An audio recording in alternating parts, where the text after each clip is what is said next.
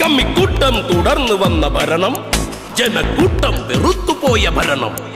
കമ്മിക്കൂട്ടം തുടർന്നു വന്ന ഭരണം, ജനക്കൂട്ടം വെറുത്തുപോയ ഭരണം. ഈ 10 കൊല്ലം കമ്മികൾക്ക് നേട്ടം, ആ 10 കൊല്ലം നാടിനാട് കോട്ടം, കോട്ടം, കോട്ടം.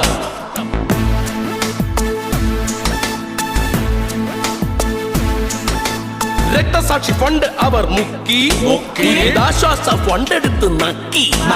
ഭരണകാല കമ്മികൾക്ക് ലക്കി, ചോദ്യശരങ്ങൾക്ക് മുൻപിൽ അവർ വിക്കി.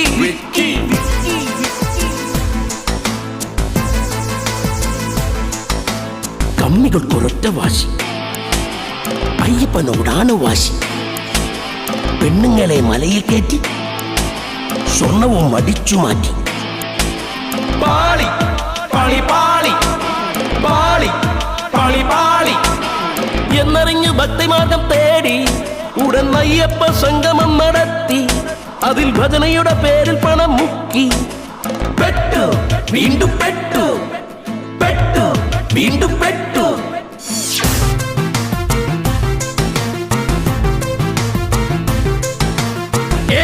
ക്യാമറയാർ റോഡുകളോ ആഹാ, 2 മാസം കൊണ്ടതിന്റെ കാര്യം സ്വാഹ.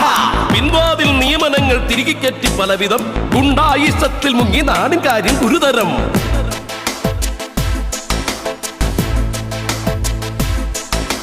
ബീവറേജും ബാറുകളും നാടുമൊത്തമാക്കി, കടമെടുത്തു കേരളത്തെ ഒരു വിധത്തിലാക്കി. ഭരിച്ചുടച്ച ഖജനാവ് മൊത്തം കാലിയാക്കി. എങ്കിലും ഉളിപ്പില്ലാതെ സർക്കാരങ്ങ് തള്ളി. ഇവിടെ അതി ദാരിദ്ര്യമോ ഇല്ല ഒരു തുള്ളി, ഇല്ല ഒരു തുള്ളി.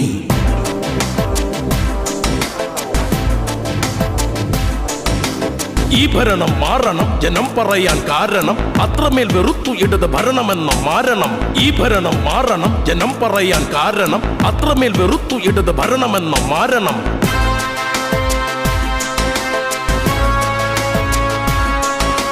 നാട്ടിൽ വരണം, മാറ്റം വരണം. നന്മയുള്ള പുതിയ കാലം വീണ്ടും പിറക്കണം. അഴിമതികൾ കണ്ടിടാത്ത നാടുകൾ ഉദിക്കണം. നേർവഴിയിൽ വികസനത്തിൻ പാതകൾ തെളിക്കണം. ലഹരികൾക്ക് മോചനമായി നല്ല നാൾ പിറക്കണം. അതിനൊരൊറ്റ വഴിയതത്ര കമ്മി ഭരണം മാറണം. വോട്ട് എന്ന ശക്തി കൊണ്ട് മറുപടി കൊടുക്കണം. പൊതുജനത്തിൻ കയ്യിലാണ് നാടിൻ ഭാവി ഓർക്കണം. പൊതുജനത്തിൻ കയ്യിലാണ് നാടിൻ ഭാവി ഓർക്കണം.